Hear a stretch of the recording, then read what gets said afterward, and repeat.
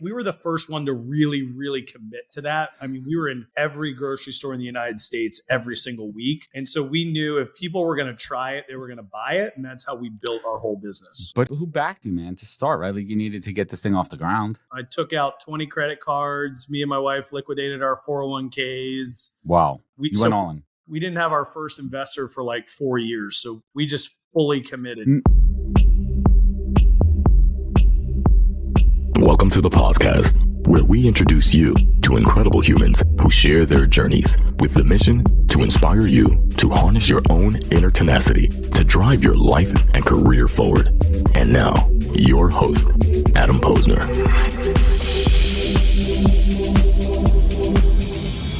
Hey, everybody. Welcome back to the podcast. We're bringing the best and the brightest from world of business, marketing, and personal growth to help you harness your inner tenacity and drive your career forward. Folks, my guest today is a true force of entrepreneurial nature. Greg Vetter turned a family recipe into testimony. It's the #1 organic salad dressing brand in the U.S. and pioneered the fresh condiment category, even launching Whole30's first approved bottle dressing. Oh, this is going to be an interesting one. But he didn't stop there. He co-founded Ultra Fresh Foods to revolutionize the salad industry. Who knew it needed a revolution to happen? And then he expanding with Quencher's vodka drinks and Tushy's portable toilets, providing there's no category he can't disrupt. And through his homegrown brand accelerator, he's now helping others build the next great American brand. So much to unpack. Talk about mentorship, being a board member, all that kind of fun stuff, and what he's doing when he's not, rocking that Ted Lasso-inspired mustache, enjoying life with his wife and kids on their farm. We're going to get to it. Greg Vetter, welcome to the podcast, man. What's up? That is an impressive stash, man. Thank you. It's all about full commitment.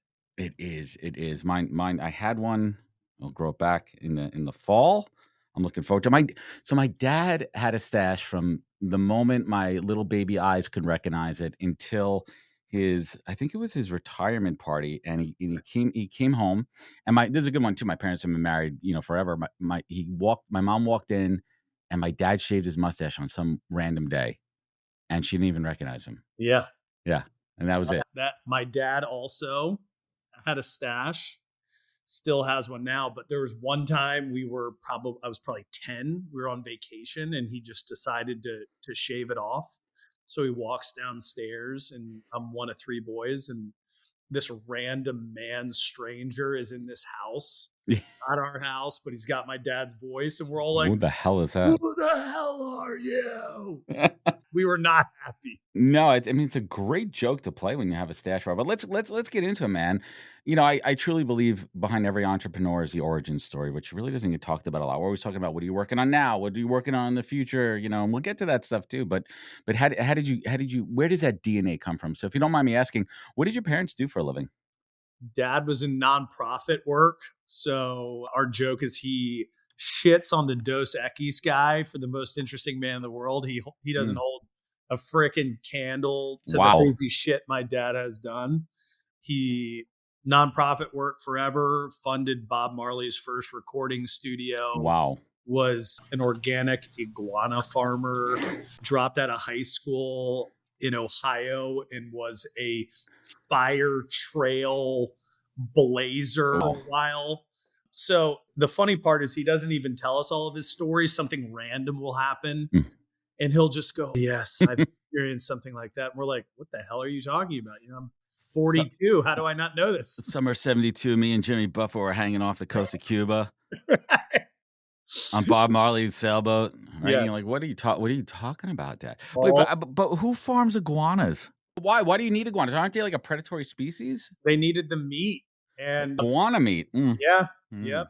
And maybe jerky, right? Like the meat. I don't know, dude. I don't know, man. But when that Texas frost happened and all those iguanas died, falling out of the trees. This is when I found out about it. I was like, "Dad, did you hear about all the crazy iguanas?" He goes, "They do not like the cold." And I'm like, "How the hell do you know?" And he was like, "I raised iguanas in the mountains of..." Obviously. Right. You're like, okay, man.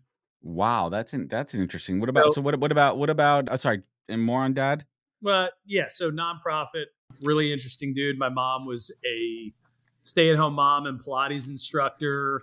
I'm one of 3 boys, public school boy from the Annapolis area, and wanted to change my stars. So where does this family recipe come from? So my mom needed literally to get us to eat vegetables. And so she got a recipe and didn't have half the ingredients. And so she just made this dressing when I was probably like 8. It was olive oil, lemons, garlic, mustard, and sea salt. I think there was like 5 other ingredients. She didn't have any of the herbs or anything for it. She put it on crunchy romaine lettuce. And for the first time ever, me and my brothers ate all of our salad. We were wiping up the dressing with bread. And from that moment on, we had that same exact salad every night until, I started a company when I was 25. I mean, when you were, is it that good? It Were you, it was that good. I don't own the company anymore, so I can't speak to the dressing, but yes, it was that good. but where was that kernel where you're like, I'm going to take this recipe and start a company with it? So I was selling insurance, and the insurance agency was over top of a bodega overlooking a cemetery. Mm, And I thought, well, this isn't good. I don't know if this is going to be my future. And so I would go home every day at lunch and I would stand on my head waiting right. for an epiphany. And I never had one. But one day I walked downstairs to make myself a salad. The 2-liter bottle of dressing was missing from my house. Mm. I called my wife to see if she took it to work. She did not. Turned out a neighbor broke into my home and took it. And so I thought to myself, if a man is going to steal another man's salad dressing, I am going to bottle it. This is my moment. I'm going to start a salad dressing company. That was in 2009. I have so many questions. I have so many questions here. So, you know who broke in? Yeah. Did you confront him? Yeah. I called him. He And was, what was the story? so he didn't have a full-time job. He worked from home, quote unquote. We were both playing professional lacrosse at the time. So I'm not going to get into the specifics of how he made money, but I'm like, hey, man, Lacrosse players are a crafty bunch. we're crafty. And I'm like, did you take my salad dressing? And he's like, yup. Woke up this morning, was jonesing for it, hopped on the scooter, knew the code to your house, and now I'm crushing a salad. And I'm like, bring it back. So he borrowed. I mean, did you press criminal charges? No, No, but no. it's like breaking and entering over a salad dressing. There must be something about this dressing, right? It was really, really, really good. We ended up inventing the clean manufacturing kind of movement. And Well, if you think about salad dressing yeah, historically, let's break it down. it's gelatinous shit, Right. right? And if you Like, let it sit in the fridge, it's gonna, congeal at the levels of oil and vinegar and other ingredients in there. It'll rise and settle based on the buoyancy and weight of it. Right. Okay. if you use real ingredients, which Right. most did not at the time. Mm. And so this dressing just tasted really good. It was pretty simple, 5 ingredients. It wasn't kind of a big deal at all. But if you went to the grocery store, that didn't exist at the time. Nobody knew how to mass produce a Fresh. homemade product. Right. Right. You would see like the national brands out there, the Russian dressing and the Italian light and maybe a French. I'll tell you one guilty pleasure though. Old school Russian dressing, man. I'm with you. Dude, to put that on a sandwich, you put that on a Yes. what's the one with the sauerkraut? Reuben with the Yes. Russian dressing? Yeah. But give me that, right? What was it that made this dressing so special?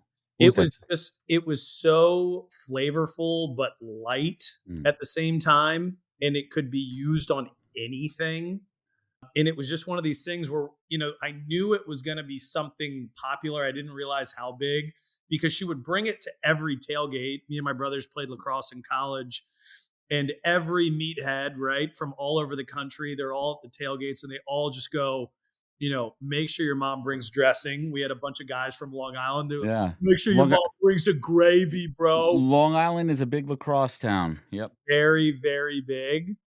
And so we just had a really large sample size of meatheads that loved this salad dressing. Mm.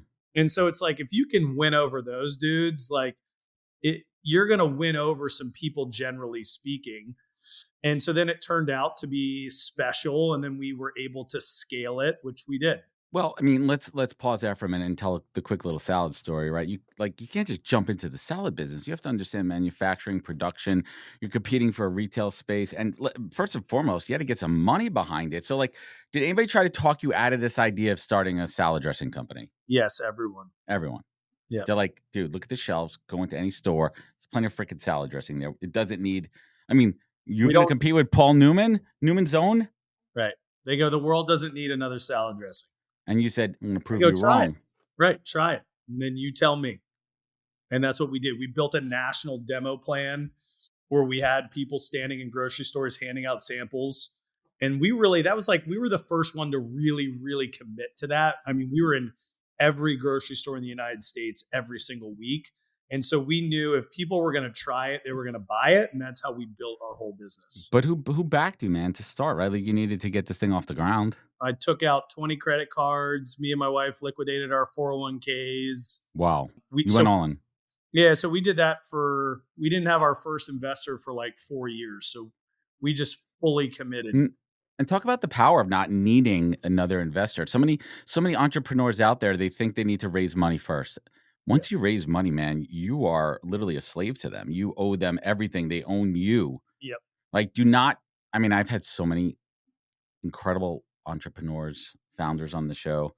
And they all say, damn, I wish I didn't go after money first. I wish I tried to figure it out on my own first. I mean, sometimes you can't. That's one thing. Well, we were in a weird place where we were 3 years ahead of the clean eating movement. And so nobody was believing us that organic was going to go mainstream. It was really funny. It was kind of like rap music in the beginning. People were like, this is a trend. This is never going to work. And we just kept saying, it just tastes good, regardless of whether or not it's organic and it's clean and it's this and it's that. It just tastes good.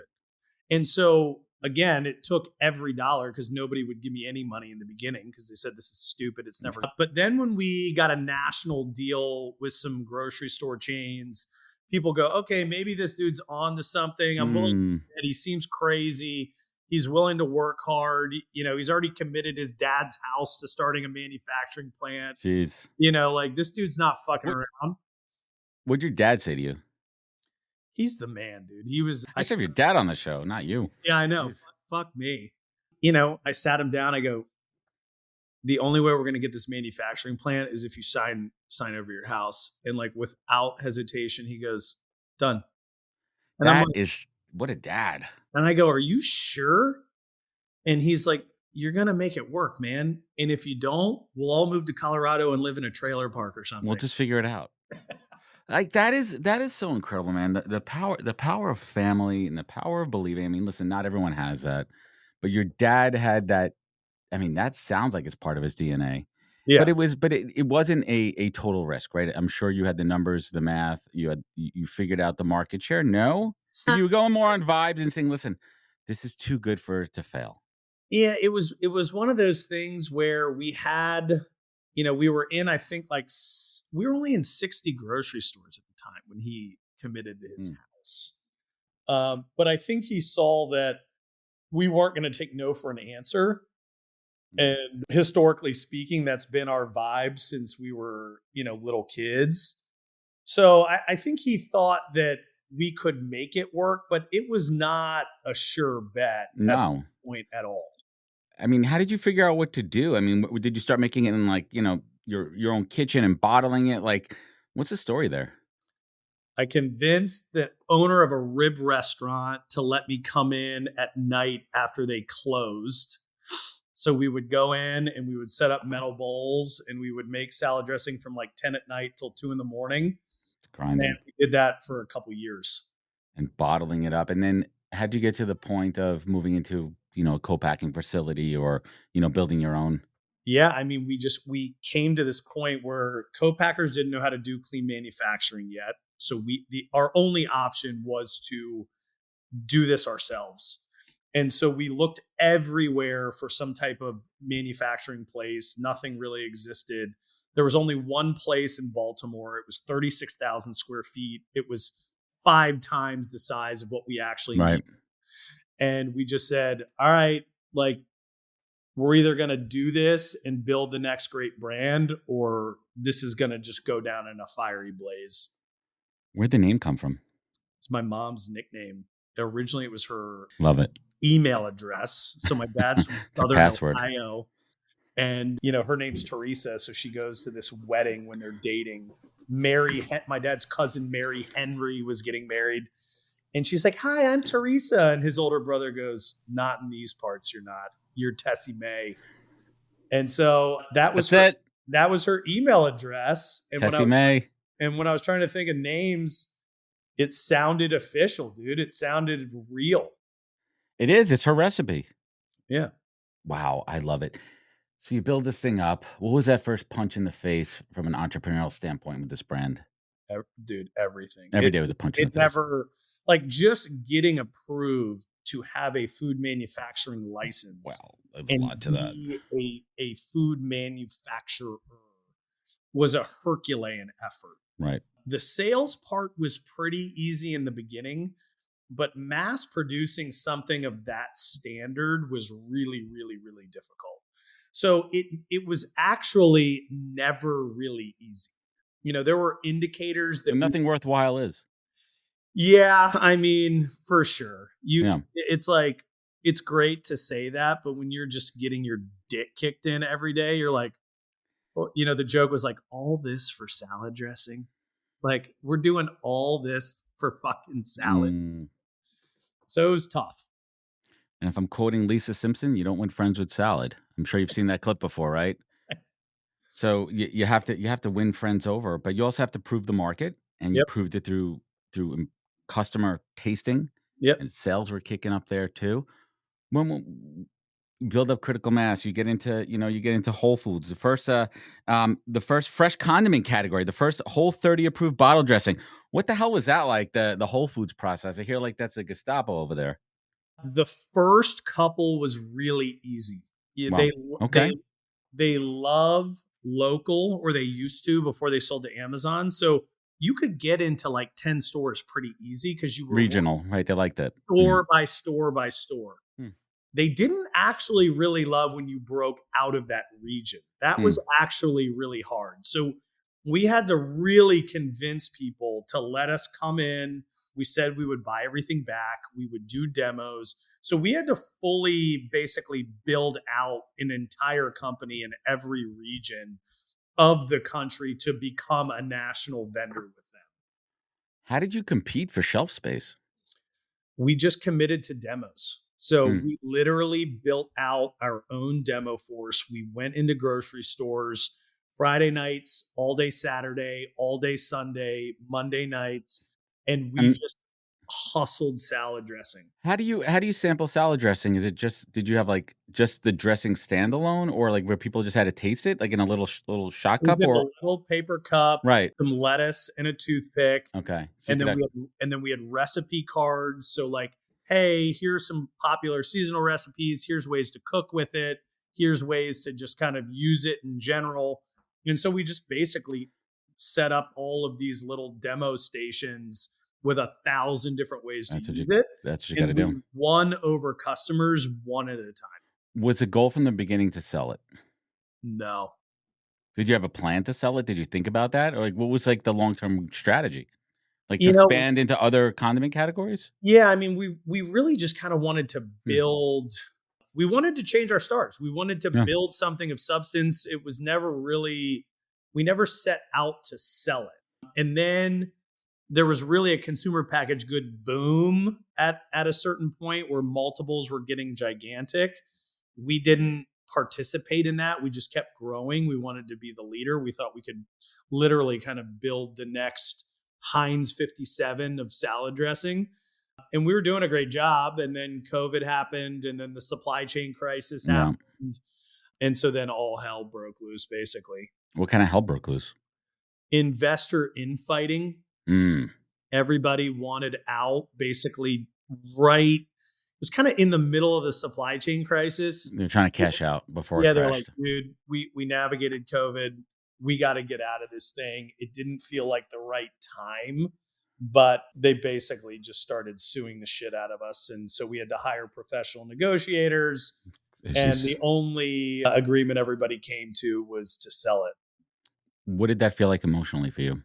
I was a little torn because I didn't think the timing was right, but the valuation, the investment bankers valued it at between 300 and 500 million bucks. And so let's get out. Like that would have been an amazing exit for everybody involved.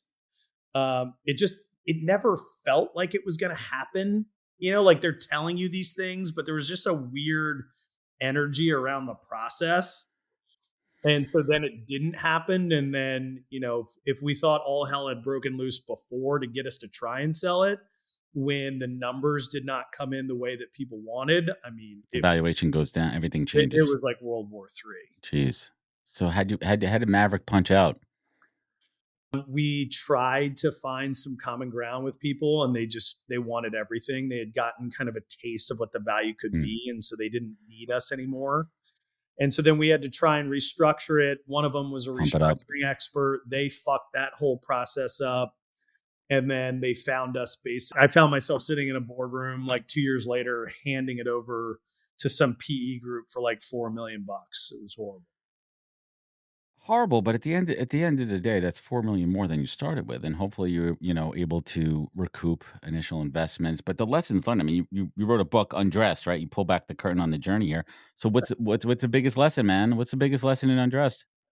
Trust your gut, and then really have a filter for who you allow in. I think a lot of entrepreneurs, you said it in the beginning, you're raising money, you're working with investors, you're doing that whole deal. In reality, I think we were so excited that people finally believed in our journey. We let too many of the wrong people in. But you don't know what you don't know, man. Yeah. But I mean, as you look back, you go, okay, shouldn't have let those guys in, shouldn't have let those guys in. And that's really how trust the gut. It's so tough as an entrepreneur. So let's fast forward. The deal is closed. You moved on. It's hard when it's your baby to let go, right? Hopefully it's still doing well. Yep. It's still on shelves. Yeah. I mean, you go in the supermarket, you see it. That's got to put a smile on your face. No. No, it doesn't? Why? Why? Well, you think it could be bigger, better, more money? Like, what's the regret there? We should have just held out. We shouldn't have restructured. I think that was completely the wrong move. In retrospect, at the time, we had tried everything. We were spending $350,000 a month on lawyers, so we had to. Fucking lawyers. I'm married to one. Fucking lawyers. We had to do something. Son of a bitch. And just kidding. I love you, honey. Love you, honey, buddy. Night. She doesn't listen to the show. It's okay. She's too busy for this. I'm like, babe, you catch my last episode? I had this great guest, Greg Vedder. We're talking about salad. She's like, oh, you had Eddie Vedder on your show? I'm like, no. Right, I got court tomorrow. No, I got a salad dressing guy. Yeah. So it's gotta be tough. But then there's the move on chapter, the moving on, right? Keep me straight here. Ultra Fresh. Yep, we got a bunch of things now. Right, you got things in there. You got I want to talk about vodka drinks. I want to talk about tushy wipes and portable toilets. Like, thematically, I get it. Kind of all goes together of a bad night out. But where was the impetus here to shift into vodka and ass wipes? Well, so we started a brand accelerator because we had figured out the playbook of how to basically create something out of nothing and then scale it to whatever size you want to scale something. Okay. And so we started testing it on some of our own ideas. So we, fresh produce company, scaled that pretty large. And then we had a guy in our brand accelerator who wanted to get into portable toilets, which I really wasn't that interested in. But then we came up with a really great brand for it. Let's get into that. So he's like, hey, dude, I want to get into portable toilets. It's a big business. It's a big margin. It's a big business. Everybody shits. There's events everywhere. And I said, if I can come up with a really good brand and good marketing where this is fun and we can differentiate ourselves, then we'll do it. And so that's what we did. Tushies, it's kind of taken the world by storm. Shitstorm. Shitstorm. We're doing a bunch of giant events. We're doing a bunch of national home builders. We're doing a bunch of concerts and marathons and all this other stuff. That then led us to Tushies wipes because, I have a consumer packaged good background. So we figured that out. So we're selling those on Amazon. We're going to compete with Dudes Wipes. Ooh. And so that part's been pretty fun and we're scaling it really well. Hey everybody, Adam here from the Podcast. Today's podcast is brought to you by the team at Fountain. Fountain is your full-service frontline workforce management platform. I have to tell you, Fountain's offerings are some of the most robust I've seen for any product in the space. They offer full solutions for hiring, managing, and retention. They are truly a one-stop shop focused on the frontline workforce. They also create informative content using their data. For example, they analyze a bunch of data from their fast food chains and created a trend report you could download now on their website. They also have a new ebook out called Frontline Voices. There's a lot to dive into.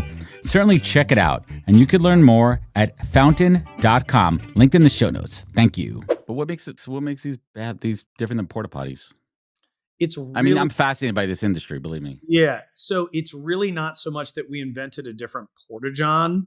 It's that we're just taking a much different approach to portable toilets. We're taking a very entrepreneurial, brand-focused approach to, taking over the portable toilet market. And it really just comes down to customer service, better branding, better marketing, and a kind of a focus on building a brand versus like us also cleaning out your septic tank. Right. We're not going to be doing that. It's so fascinating too. I mean, you go to any event, anything. I mean, they have portable toilets there, but you don't think about that as a consumer. I mean, that's not who your target is, or is it?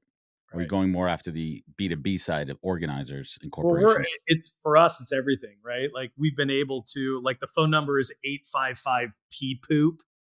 And so we sell hoodies and hats and t-shirts. I get it. And so, like you'll see kids walking around with Tushy's hoodies and you're like, all right, we're on to something. Yeah, you got to make it, you got to, desensitize it because it's we're human and we're animals and that's what we do and we got to get into that. And then vodka, I mean, that's a whole other category too, where it's highly regulated and you have to go through a whole process there. But why, isn't vodka an oversaturated market? Why the hell would you get into vodka? So we were kind of just sitting there going, I wonder why somebody hasn't taken Gatorade Zero basically and vodka with no bubbles and put it in a drink that's really easy to drink, gives you a buzz, isn't full of bubbles, is like great for a golf course, right, or a concert or whatever. And it didn't exist. And so we just decided to create it. And so now we're launching at Baltimore Ravens Stadium. The Tennessee Titans are all the Barstool Sports restaurants. And we're just going to start unleashing holy hell on the ready to drink vodka market. I walked into a liquor store a couple of weeks ago and to get some stuff for my wife. I know what she likes, and I'm looking at that category, and she does a tequila one. She likes the tequila noons and some of the other ones. And I'm like, every time I go in there, there's another 7 new brands out there. Yeah. So I'm like, well, there has to be something too. It has to be flavor, concentration, branding, but it's highly competitive. I mean, you compete against the happy dads and all these big bucks behind it. It's definitely one of those things, right? So we didn't want to just create another seltzer. There's a million seltzers. Mm-hmm. We didn't want to create another High Noon. There's a million of those. Right. But people had not basically taken an electrolyte drink, vodka, and combined it into something that's really easy to drink. Aren't the kids doing that in college these days? Aren't they? Isn't that kind of what they're doing with a couple of their home brews? So I've heard. I mean, I'm old. I'm older than you, man. But I hear this. My ears to the ground. Yeah, people on the golf course call them athletes, where you just mix vodka and Gatorade, and it's like, why don't we just create that? Why don't we do? How's that brand doing? I mean, the initial feedback's been unbelievable. I don't know too many alcohol beverages that launch in NFL stadiums, so that part has been awesome. But I will say, the initial barriers to get involved in that from a regulatory perspective, it's no bullshit. Yeah. Like, you better be lawyered up and you better be prepared to spend some money to get that thing off the ground. Is it worth it? We'll see. But what's the end goal there? Is that for an acquisition goal? Like, for one of the, it's like you build something like that to get it's so fascinating too. And I could go off on a tangent too. In the HR and talent space, we're seeing all these new tech startups, in the advent of AI and everything. And I asked straight up, like, what's the goal here? A lot of them are straight up like, we want to build this thing to get acquired. Yep. So you're going to build a good quality product. You're going to build a brand around it. Yep. And you get the numbers up. And understanding that. Now, what's the difference between going in with that mindset where the end goal is acquisition versus salad dressing, where you're like, this is from the heart. This is what we're building. This is what's the starting point difference there? Just everything. I mean, we didn't go high level. Yeah. Yeah. We didn't know anything about salad dressing. So it was literally just like, we're going to build a company. We're going to run it. We may even pass it down to our kids. Legacy. This is going to be, this is going to be our thing. And now we look at all these other things as like projects. Like the Porta Johns is a brand case study on portable toilets. can we build the first national portable toilet brand? The Quenchers project is, can we make this electrolyte vodka drink easy to drink and reduce hangovers, which it technically does. We legally can't say that. You can't say any health benefits tied to Unless it comes with alcohol. 2 Tylenol duct taped to the bottle. Yeah. But I will say, if you drink a bunch of them, you're not going to be hungover. Not even with Uh, the sugar? there's no sugar. No sugar. Vodka itself is pretty sugarful, right? No, there's no sugar in vodka. No? Nope. All spirits, for the most part, in their pure form, basically have no sugar. Well, we'll talk about the pure form, right? Like that. I mean, I'm organic tequila guy all the way. Like once we cut the sugary bullshit brands, I'm not going to mention them out. And when organic, truly organic, it was a game changer from a hangover perspective. Yeah. But a lot of the vodkas out there that are flavored, I mean, how do you get to that effect without? That's what I was going towards. Yeah. Not the purest form, but how do you get the flavor there without the sugar? So for this, it's a mix of electrolytes, right? And then there's the natural flavor component within the electrolytes. That's how Gatorade and everything else. And then the regular Gatorade or a regular any type of drink like that, they're adding shitloads of sugar because of the carbohydrates, because an athlete would need that in the middle of competition. Interesting. And so we're just removing that. And It's not competitive vodka, right? I mean, it could be. You're on the golf course, right? We could do some marathons with it. We could get weird with it. You could definitely get weird with it too. And my roots are, geez, my first quote unquote job, I was working for a little company called Vitamin Water. There you go. To watch the process, and I had insider view to testing and flavoring, and if people only knew what went into getting an FDA approved brand. Yeah. Like the legwork, it has to be worth it, and you need to have capital in that case, right? Because you need a war chest of attorneys and scientists and food scientists, which are pretty expensive, and test kitchens and labs to certify. Shit, like, but we talk about this homegrown brand accelerator. What's the formula there for? Is the juice worth the squeeze of starting something that is so capital intensive heavy from the onset? Yeah, I mean, we just do a lot of research. I think that's the first thing, which is like, okay, this idea is good. Does the idea exist? Is the idea worth us putting effort into?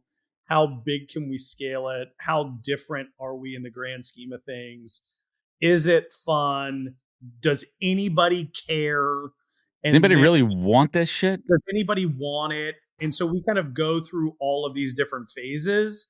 And then if it makes it through that cycle, then we go, okay, we're going to move forward. I mean, product fit and product demand are critical. I mean, where does one even? Because listen, so many people have crazy ideas. And in every crazy idea, there's a kernel of a good idea in it. Yeah. But how do you unpack that and see if it's really, really a good idea? There's times I can't even tell you how many times I'm sitting around my buddies or we're out for dinner or drinks, whatever, and we come up with a crazy idea. And then one of us at dinner will just buy the website just because they want to, have it. And then the next morning you wake up and you're like, guys, what the fuck did we just? That is a terrible idea. I just wasted $80 on GoDaddy to buy that website. Yeah. I mean, that's how it starts, though. I mean, wants to have it. Yeah, for us, we same process. Does it exist? We do some research, buy the domain name. And then for us, it really comes down, like, we know we'll get the formula right because we know how to do that. We're from that world. It's really, does the brand unfold, and then do people want it? Right. And so we'll do the initial research and the R&D, and then we'll do a testing phase and just see if people like it. We'll just randomly give it to people. Hey, what do you think of this drink? And then we'll go from there. Interesting. So tell us a little bit more about Homegrown Brand Accelerator. What's this phase of business and life? It's the fucking playbook, man. Like, that's all I wanted in the beginning. I didn't know anything about anything. And everybody just kind of held it over my head of, if you take my money, I'll give you the playbook. And you're like, okay, cool. Can I have the playbook? And they're like, no. And I'm like, I just want to know, how do I take my idea, make it better, scale it? And at that point, it wasn't to sell it, but it was to scale it, make it profitable, and build a great brand. And now we know. And so we'll go to people. And now the biggest issue is not so much giving the playbook. It's people being almost too stubborn to accept the counsel and advice as correct. Give us an example. Give me a good example of that, because I think there's a problem where people want feedback and, hey, tell me what I need to do, and then you give them the real deal, and they're like, shit. First and foremost, people have to start waking up. Feedback is a gift, Yeah. right? And if you're getting feedback, that means someone gives a shit about you, and you better listen. Yeah. Well, I mean, it's, Unless you're we'll paying just use for it. the portable toilet stuff. It's like the initial guy, he's a sales guy, but he wanted to basically run it, and he's not an operator.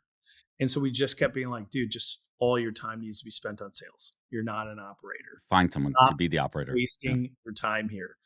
And so finally, we had to have an intervention, and we're like, dude, it's sales or I'm going to beat you within an inch of your life.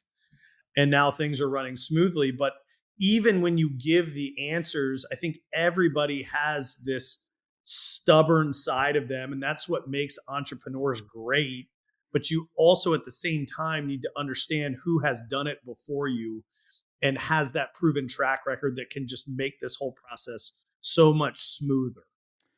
All right. I mean, it's so simple. I mean, whenever, whenever, whenever I talk about advice, I say only take advice from people who walked in the shoes that you want to be going. Right? 100%. You see all these like 22-year-old life coaches out there and these gurus, and I'm just like, right, next, kind of Oh, scroll on there, yeah. and they'll push back and be like, it's not the number of years, it's the Yeah. No, quality of what you do. And I'm like, no, no. years put in the time. I think we're kind of moving away from that kind of mindset too. And now we're like the old men in the room, the boomers, right? And Yeah. like, I get so much feedback, and I got, 13-year-old and a 7-year-old. I try to stay like on trend and what's happening there. And I try to be the cool dad. I try to like, when, the college babysitters come over, and I'm like, so what are you studying? What are you working on? Like trying to get them invited. They're like, I'm going to take advice from you. Right. Jeez. Well, and the other thing that chaps my ass is like the kind of people within our age range that have never had kids that are giving you counsel on like, Oh, it's a whole other podcast, man. like business and this, and it's just really got to focus on this. I'm like, who's getting your fucking kids to school? Yeah. Who's picking them up? How you Who's dealing with their shit? No, Yeah, that's like that. I didn't have anything going on either. And my only job was to scale this one thing without any other stress in the world of keeping all these people alive, which is the only thing that actually matters. Yeah, I could do Mm. the same bullshit you're talking about. Well, it sounds like you're doing a lot of exciting things here. And when we look at everyone check out gregoryvetter.com. It's clear that you're positioning yourself beyond being just a brand builder. What are you building? What are you working on? How you monetizing, giving back, paying back? What's the deal? I'm writing another book. Oh, great. Another book. Yep, I'm on a book tour. I've been doing some leadership retreats at my farm. Been doing a bunch of mentorship stuff for people that have reached out.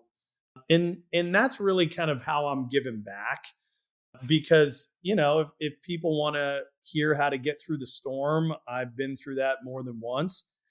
And the reason I wrote the book the way that I did, because it's not a tribute to my genius, I can tell you that much. It's I needed to read this book when I was 25 years old. So you wrote the book for 25-year-old Greg. I wrote it for anybody that's going to pursue their dream, Hmm. because I think the biggest issue for me when I first got started is I had no idea what this journey actually was going to take from me. No one does. None. No one does.